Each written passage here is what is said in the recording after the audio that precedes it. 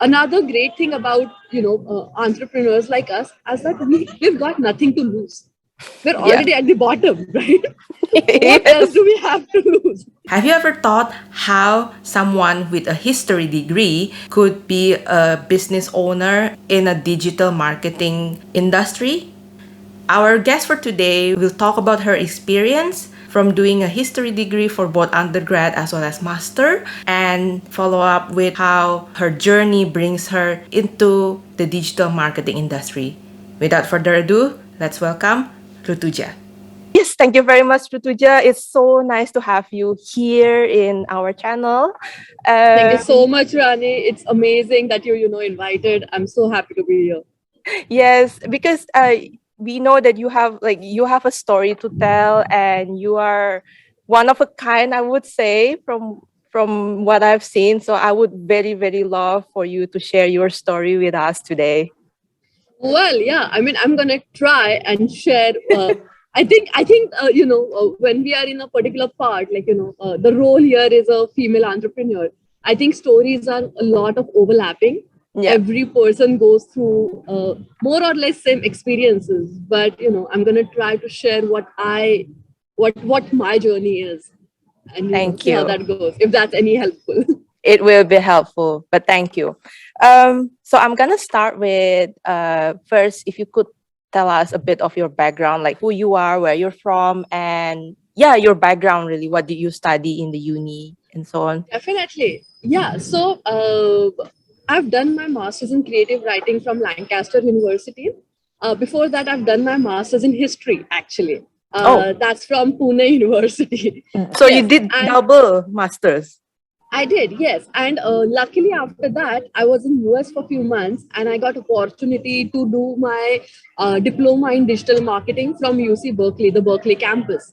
So that was another turning point for me to get into the industry that I am in currently. Okay.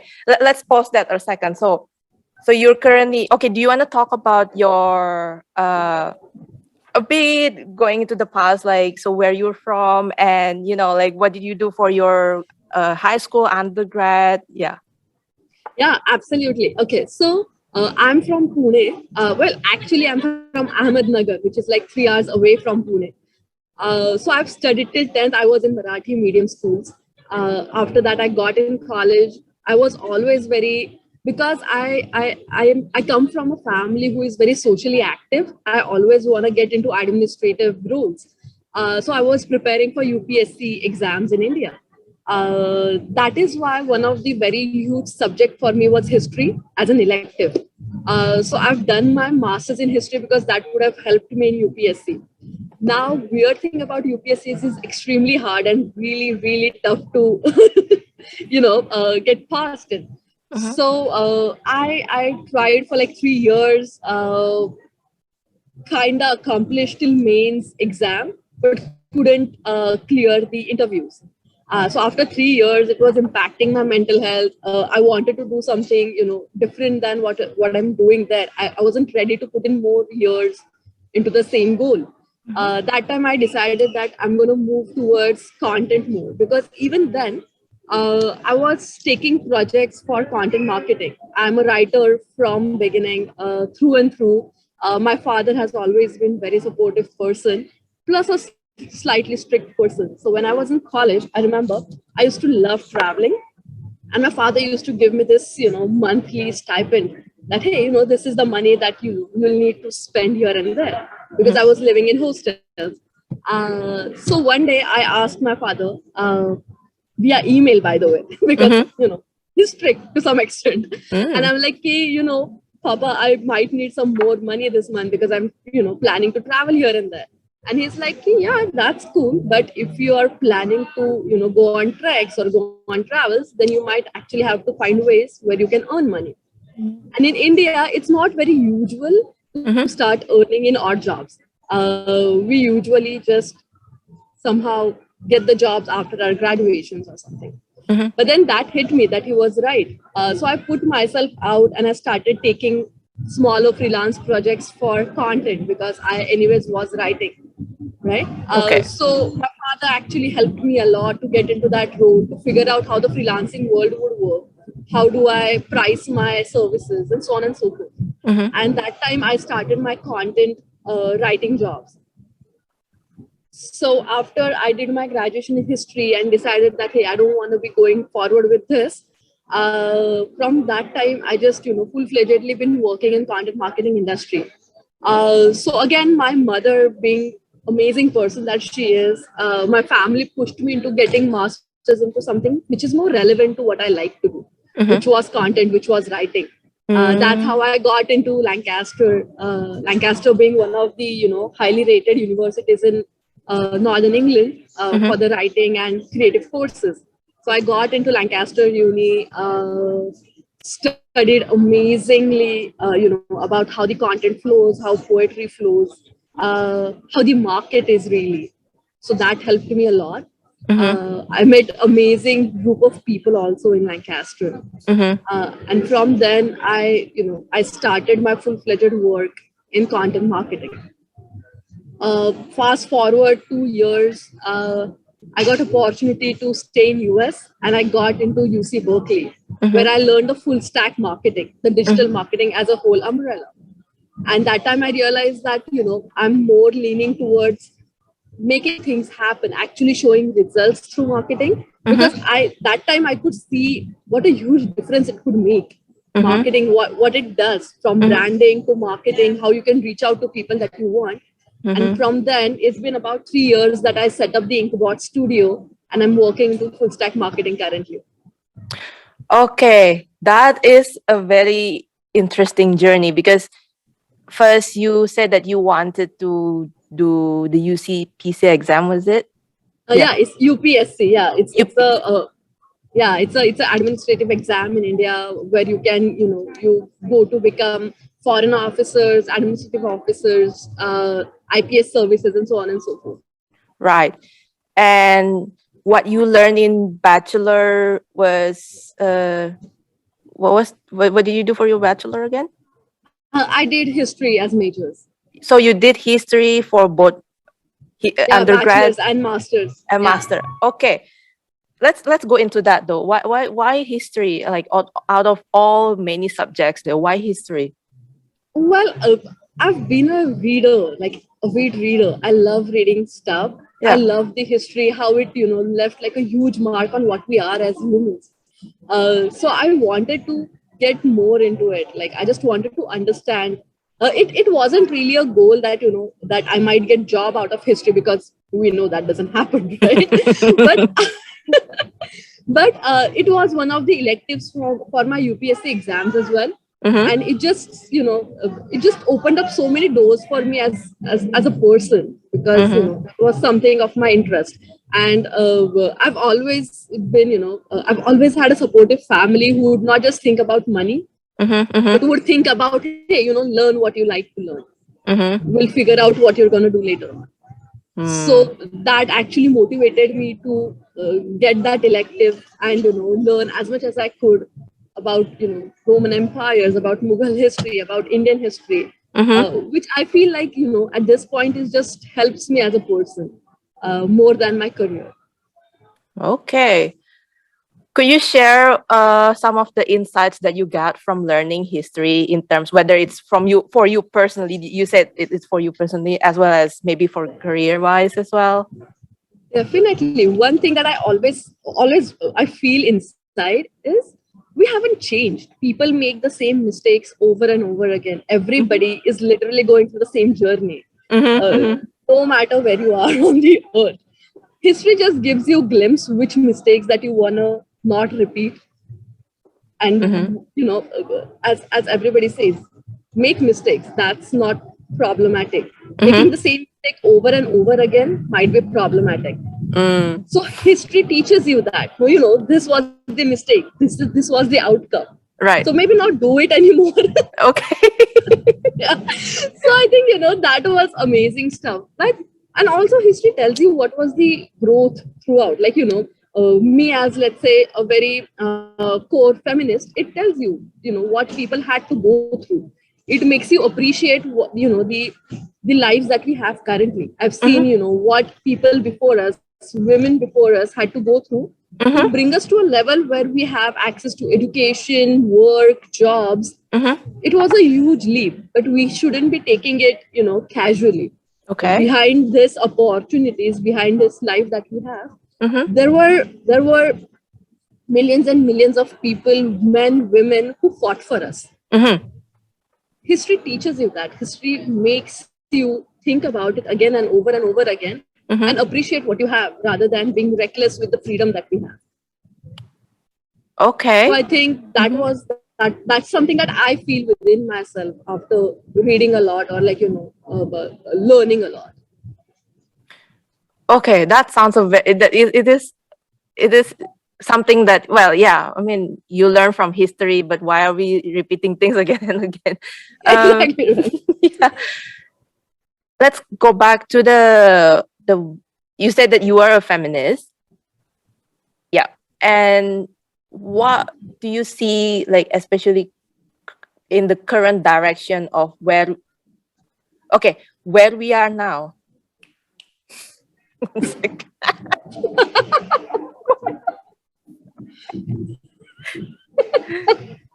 Yeah. Please don't edit this out. We'll see. We'll see. Oh my god. I hope I don't have to do this again and again. But anyway, yes. No, the funny thing is, you talked about feminism and the light went out. That is such a symbolic thing, isn't it? Like, the place just doesn't want me to talk about that.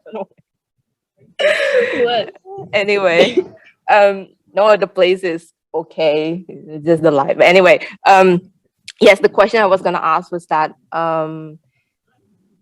where we are now in terms of women position or women empowerment, or like whatever you can call it, in terms, where we are now and what is the future trajectory. Plus, is there something that history is repeating again? Is there some kind of element there? well, I definitely believe so. But more than that, we are on a very complicated point right now where we think that we've achieved the freedom, what feminist movement was supposed to be. But there are pros and cons. There is a huge group which rightfully understands what feminism is, which is equal opportunities, regardless of gender or your sex or anything. There is a group which is negatively taking the movement, which is thinking about how women get primary importance in the movement.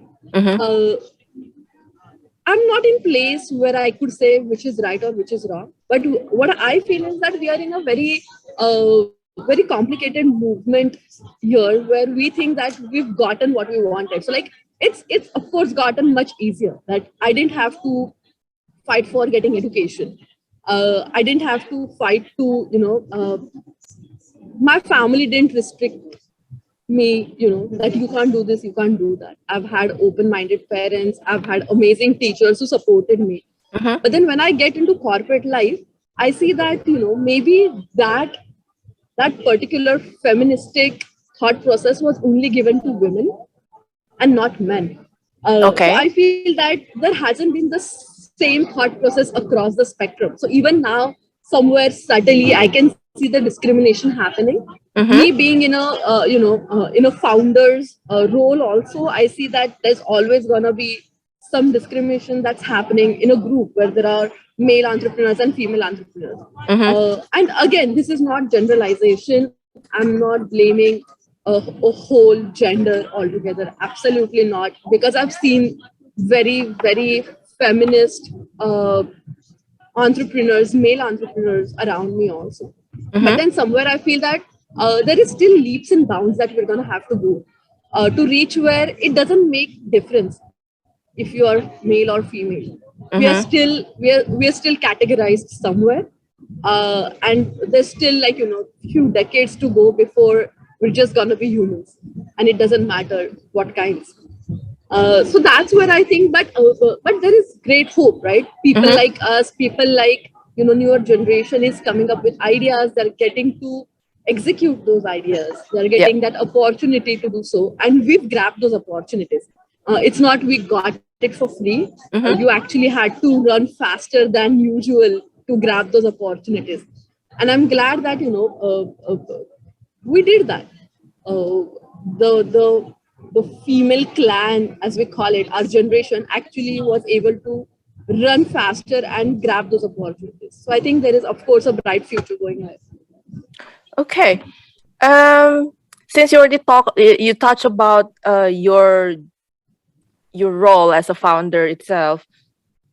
What do you think that? Okay, so you're in the digital marketing, and then you're in the content marketing side, and well, there are lots of other companies that do similar things, right? I mean, not just Right, in yeah. India. I mean, even around the world as well. Across, yeah, yeah. Yes. So how do you see the industry itself as more of a male dominated or female dominated, or is it actually balanced?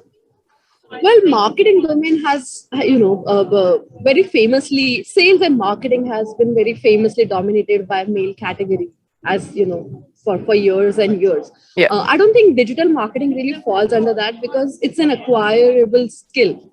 Mm-hmm. So a lot of women came into marketing. A lot of Mm-hmm. women came into tech, which is a correspondent field to marketing.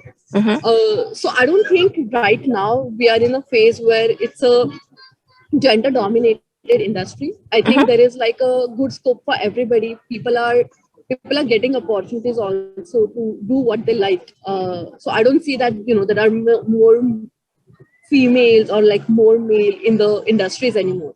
But I do definitely see that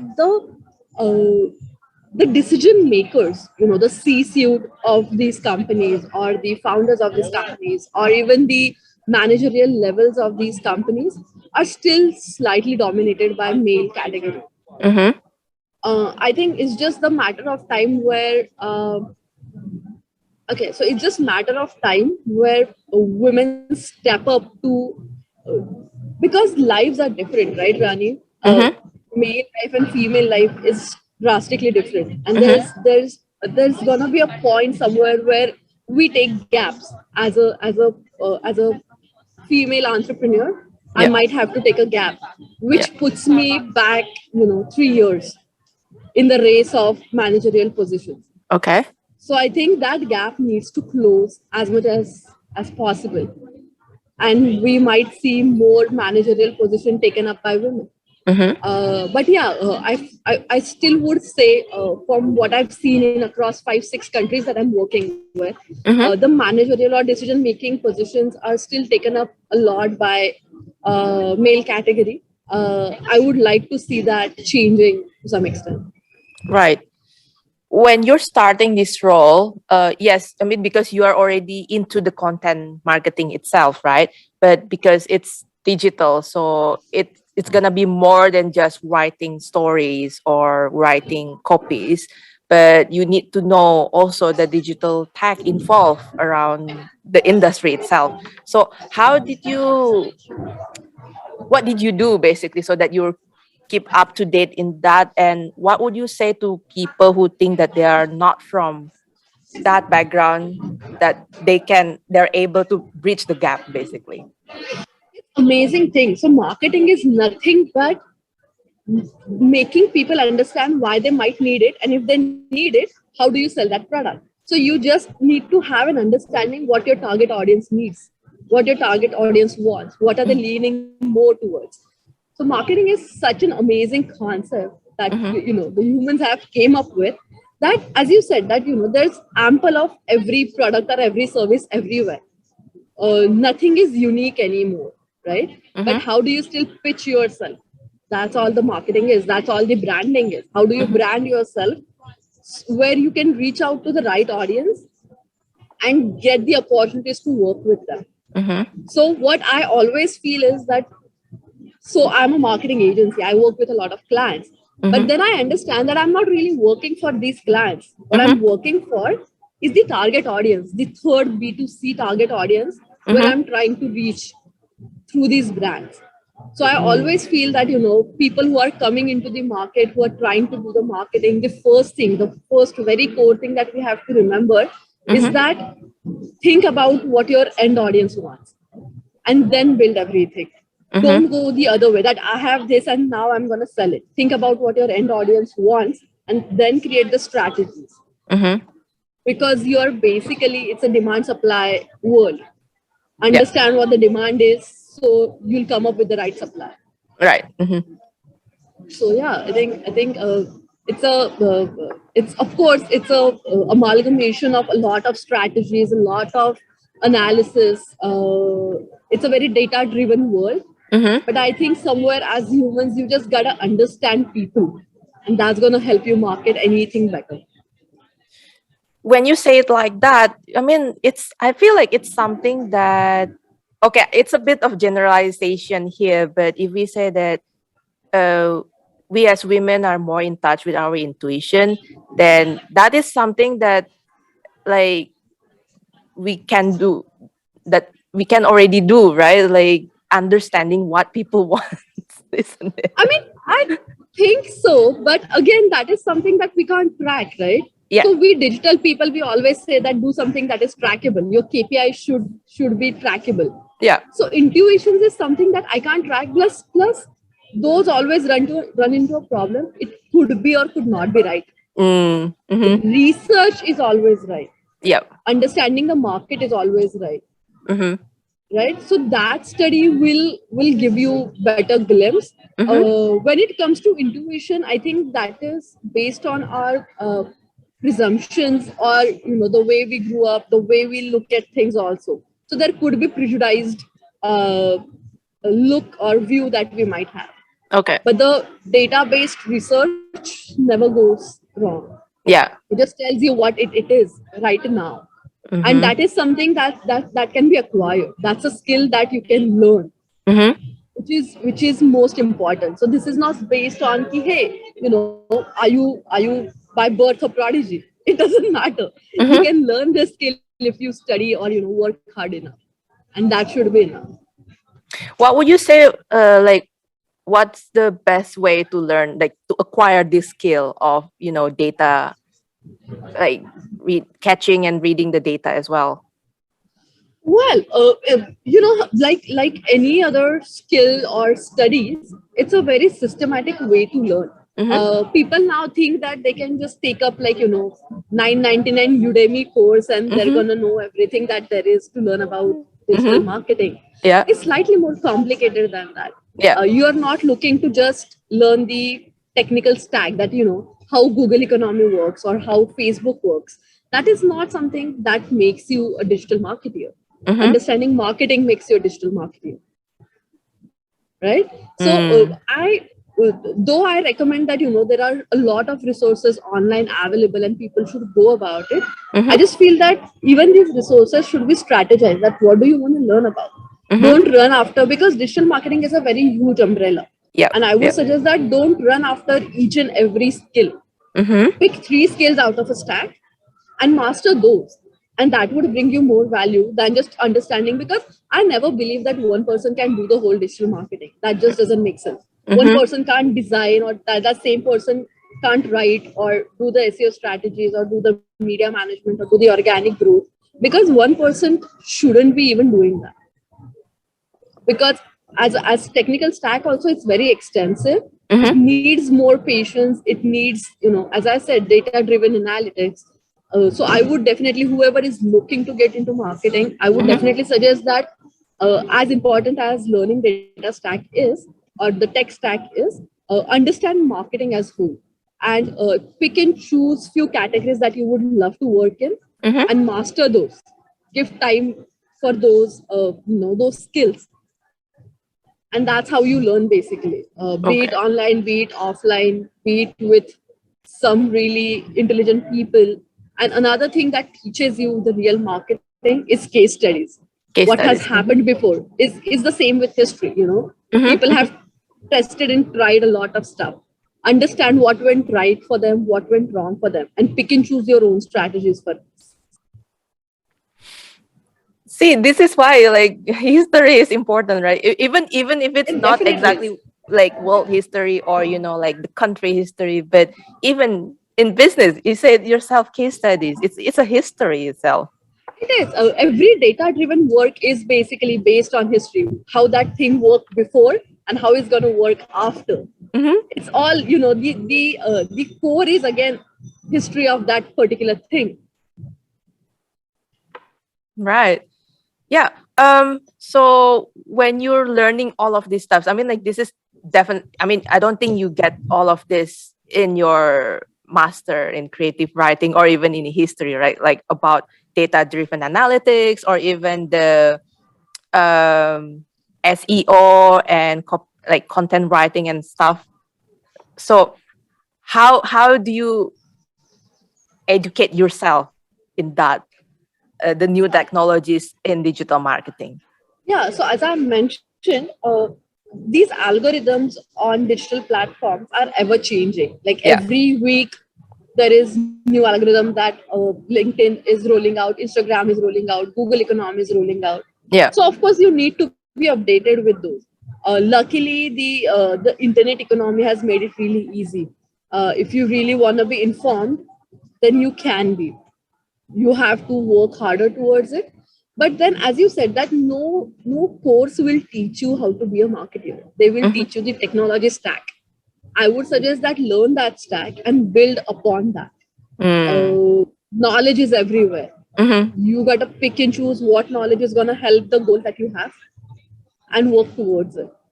So even if you go on internet today right now and just say that digital marketing course, you're going to get thousands of free courses, thousands of paid courses, but then understand what content is good, the quality content. Mm-hmm. Where can you learn more and what do you want to learn? So if I'm into content marketing, I would be reading more about how strategies flow there, what is keyword research, what is hashtag research, how every platform needs different kind of language, the tone, so that kind of stuff I should understand that this is what I'm gonna need to excel Mm-hmm. in the skill that I wanna acquire. So again, as I said, that pick and choose the knowledge that you want and work towards it. Right. So it's basically never stop learning even after outside of you finishing your degree outside of You your degree, basically. you can't. Yeah. It's a constantly changing field, and you can never stop really. If you wanna bring the right results for you, for your clients, for the projects that you're working for, you will always have to upscale yourself. You will always have to update yourself as Yeah. you go along. Yeah. No, this is very resonating with me because I'm from a social science background, and the only techy related things that I've ever done is basically configuring my own PC and play video games on PC, but that's it. But yeah, I mean, like, um, coming here, I feel like it's even tech itself, like digital tech, it's not something that we can read once and then, oh yeah, I got it. It's something that you need to keep learning. You need to keep reading, you need to keep learning because it changed. Like the tech today might be different in next week, let's say. Very true. Yeah, that's Yeah. what honestly it is. Yeah, yeah. That be updated, be ready to tackle any new changes, any new algorithms that are rolling out. uh, Flow with the, be so comfortable with the stack that you know that you will be able to flow with that. You'll be able to Right. understand the newer algorithms more easily right now. And it's just practice, honestly. Yeah. Right now it might take a person more time, more taking, more focus to understand the newer algorithms. Yeah. Eventually you just understand those quickly. Mm-hmm. One look through the algorithm and you'll understand what changed and what not. So it's just Mm. practice. Don't stop doing it, so you'll achieve that. I think that's like quote of the day, tweet of the day. Don't stop. Don't stop. Yeah, Stop learning. that's a good advice either way. Don't Yeah. stop ever. Keep Yeah. going. Keep moving, keep going, keep walking. As a founder of your digital marketing content writing company, um what are do you ever face any challenges just because being a woman and a founder? Yeah, I mean, uh, Honestly, I do. But I'm gonna be very candid here, and I'm not gonna give you, the usual answers. I'm gonna be very candid. Oh, yes, I please. I personally, love candid answer, please. yeah, because personally, if you ask me, I do feel some problems or some obstacles just because I'm a woman. Now, luckily, I'm married. So, luckily, both of my families, be it my parents, be it my in laws, they've always been super supportive of what I do, what I want to do, what my goals are. But when you step out in the world, when you step out in the founder's world, then you'll be able to see that not everybody's looking at you the same way you should be looked at. It's just plain, expert in what you're doing.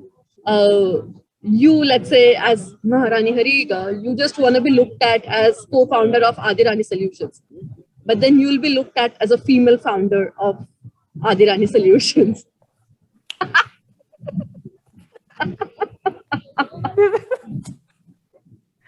Yes, please carry on.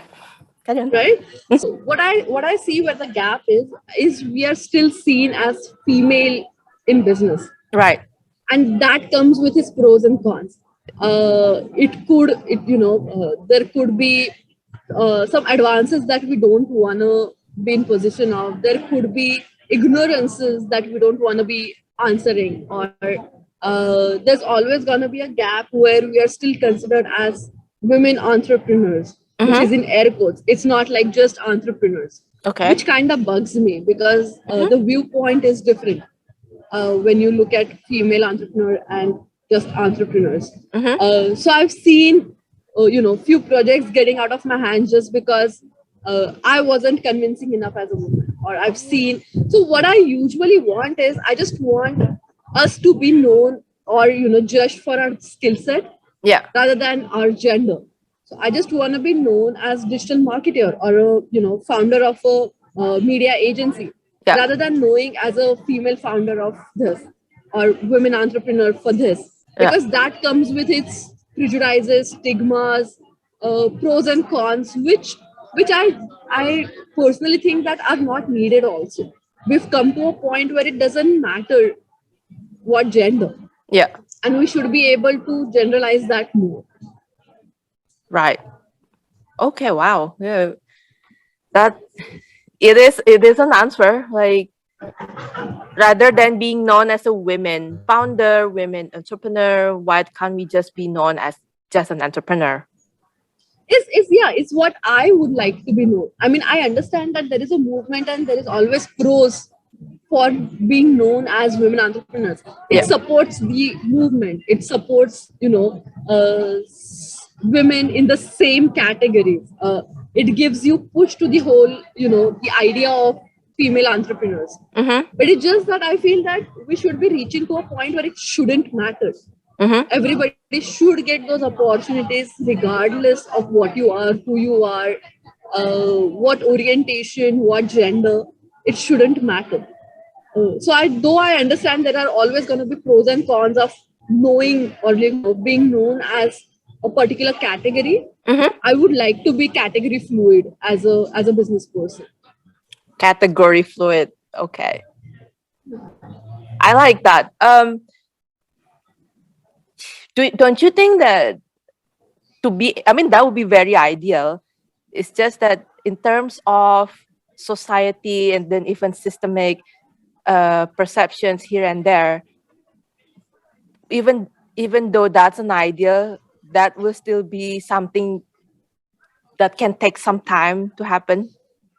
100%, especially the Asian economies that we come from. Yeah. It definitely is gonna take time. We are still in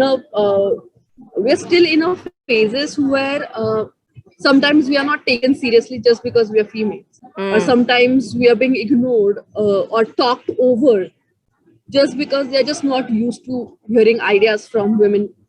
Women in business, Mm-hmm. which I've faced a lot. I'm a very active member of a lot of meetups. I meet a lot of founders. I'm personally very, passionate about the founders economy or founders ecosystem.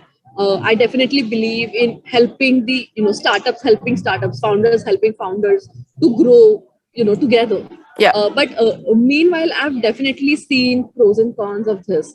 I've seen that I've been talked over. I've seen that I haven't been taken seriously just because I'm dressed differently. I've seen that I haven't. People don't notice you until you are in suits, boots, laptops in hand, because they never see you as business person. Right. Right, Yeah. so that bugs me. So I definitely understand that it's a huge leap from now. It's not going to happen overnight. We can't expect it to happen overnight, Okay. definitely. But I feel the more we talk about it, the more faster it happens. Hey guys, if you're watching this video and if you haven't subscribed, please do subscribe and like because this will be very helpful for the channel to grow. Thank you.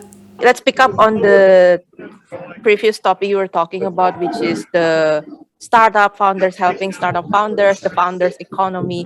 Do you want to talk more on that? And I think you have an initiative as well that support that as well. I do, yeah, absolutely. So, as I said, that I do believe that where people are coming up with ideas and actually showing the courage to bring that into execution. So, I do believe the startup economy has huge potential as we go forward. Mm-hmm. And as I started, or my husband started in his startup, we Mm-hmm. realized that startups, the founders who've gone through the same experiences, Yeah. are more keen to help the other people. Right. Right, so Mm-hmm. that was like a very very nice surprise for us as well, that hey, people in the same businesses are looking to help you out. Mm-hmm. And that is how we grew together. Mm-hmm. Startups help startups to grow together, right? Yeah. Around that subject, it's not always a rosy journey though. The startup owners, the founders are facing a lot of problems, be it funding, be it their mental health, be it their fitness, because this is a very time consuming, very demanding profile that you're in. Being a startup founder, it's a Yeah. very demanding profile. Yeah. So we tend to miss out on some stuff in life, or we tend to momentarily ignore stuff that might matter later in the world, Mm-hmm. right?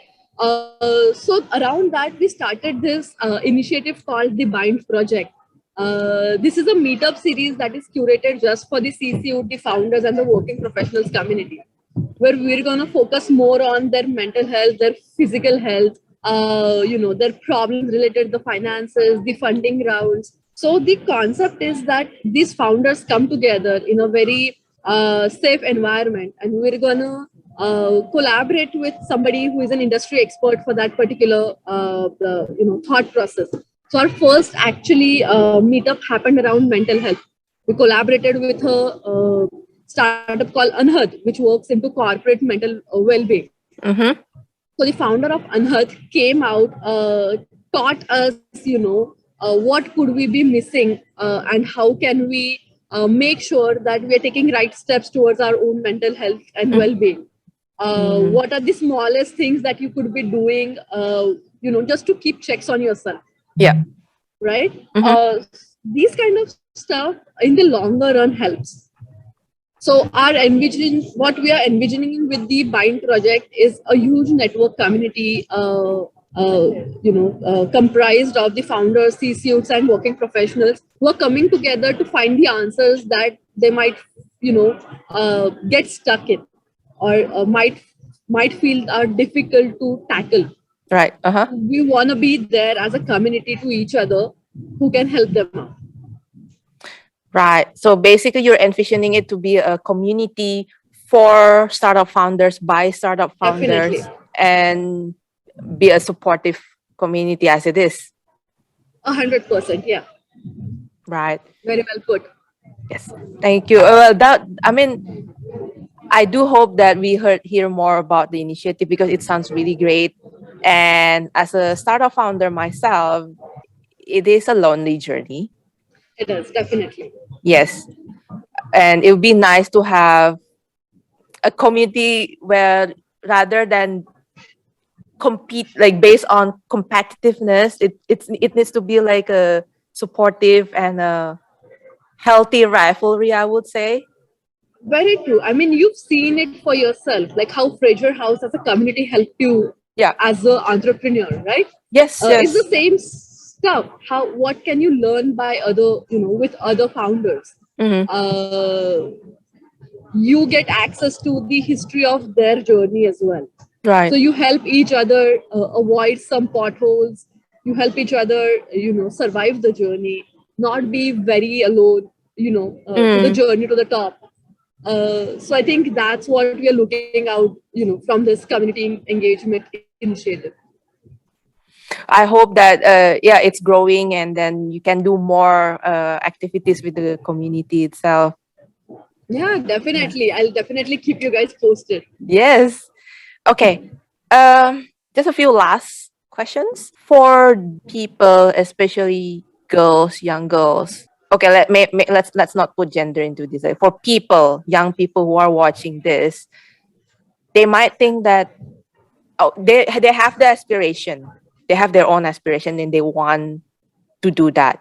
But some barriers might be like, oh, I don't come from my family is not as open minded as, let's say, Rutuja's family. Right. Yeah. Yeah.